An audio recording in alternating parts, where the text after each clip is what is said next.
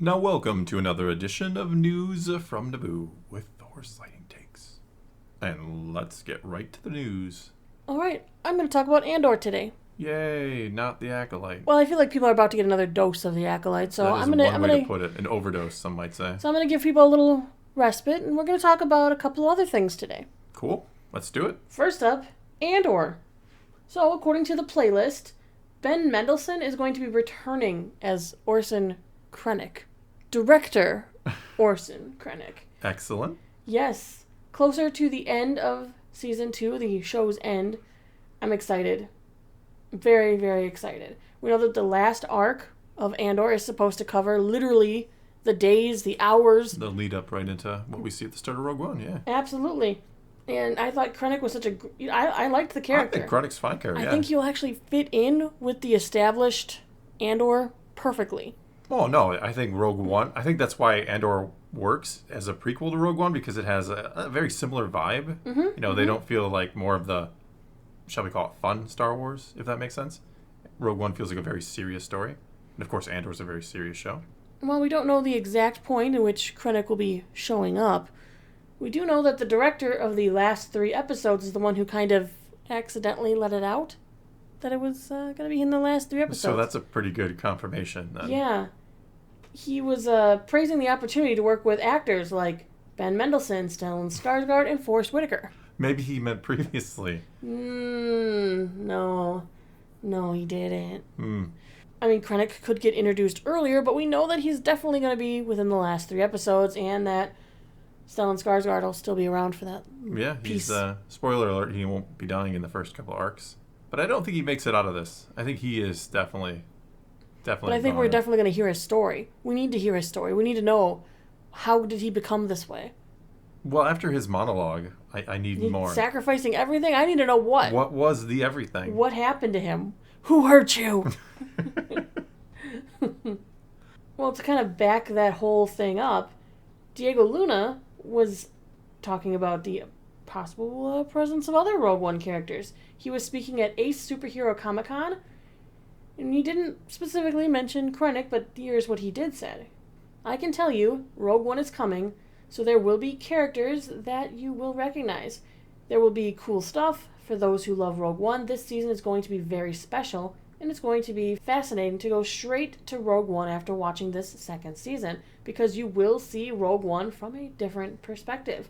I promise you that. I can tell you one thing, Tony Gilroy is a fantastic writer, and he created amazing characters that we got to meet in Andor Season 1. It's going to be a very rich second season, because all those stories matter today. It is a true ensemble piece. It got very complicated in Season 1, and everything has to get resolved. Every story matters.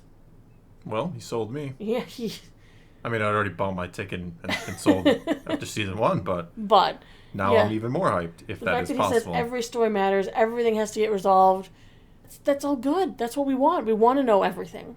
Well, yeah. I mean, I just want a solid story, and that's what Andor Season 1 was. Such a fantastic story. It was.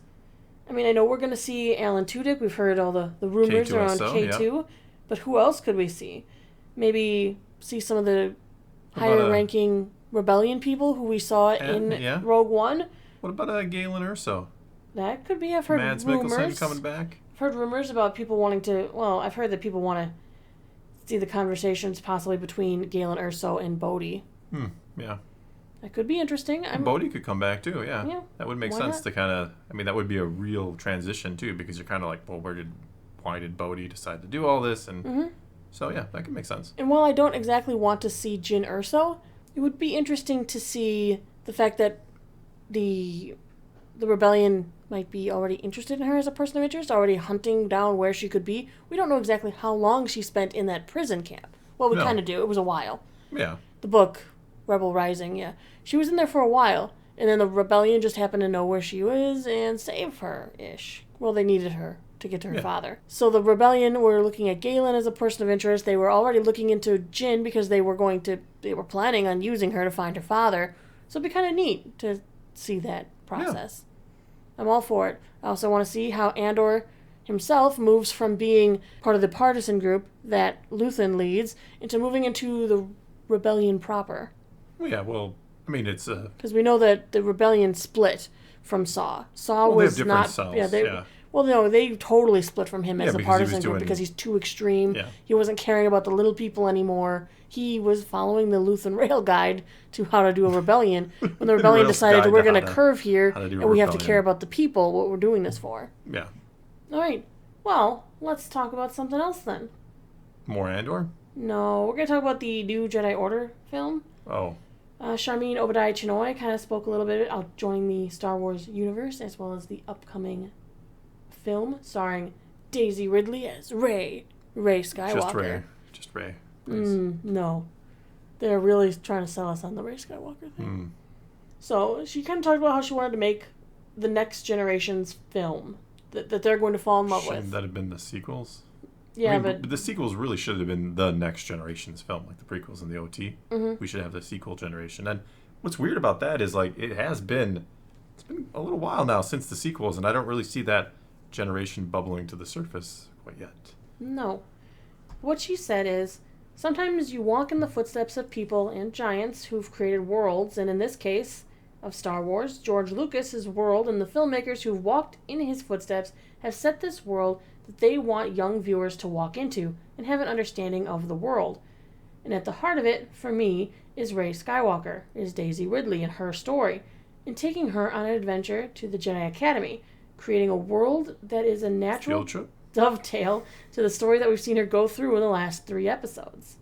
And working with Lucasfilm and Kathleen Kennedy and the team over there and breathing life into the characters that everyone loves and has fallen in love with, and finding new characters that the next generation of moviegoers will fall in love with. Okay, I mean, I think she's put a lot on her shoulders. well, she should. It's Star Wars. I always say that. Like, if you don't want to, you don't like the heat, don't go cook in the kitchen. That's not exactly what I wanted to say, but it came out that way. Okay. But you know what I mean? Like, with Star Wars comes a lot of pressure. And if you don't want the pressure, if you don't want the responsibility of carrying on the mantle, then don't do it. You're right. Inheriting these worlds is a huge It responsibility. is. You're talking about a 50-year-old franchise almost. I mean, that there It's should okay. be a lot Amazon of weight. didn't think about that. Well, it's even older for them, but not that it's kind of the same because Lord of the Rings is very, very time specific of when it was written, and Christopher Tolkien, of course, did some stuff too. But you get my point. Right. One last thing she said. She talked about how she spoke with J.J. Abrams a lot because of the fact that he obviously created Rey, and she apparently also spoke with George Lucas. Okay. She says, I've had conversations with J.J. Abrams, I've had conversations with George Lucas, and then of course Dave Filoni, who's a big part of the Star Wars universe now.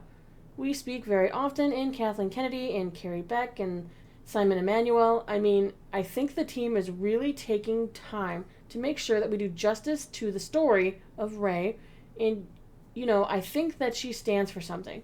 We've seen this wonderful journey that she went on in episodes 7, 8, and 9, and now it's on to the next adventure, and how do we create a world and the adventure that we will take her on. Well, make it good.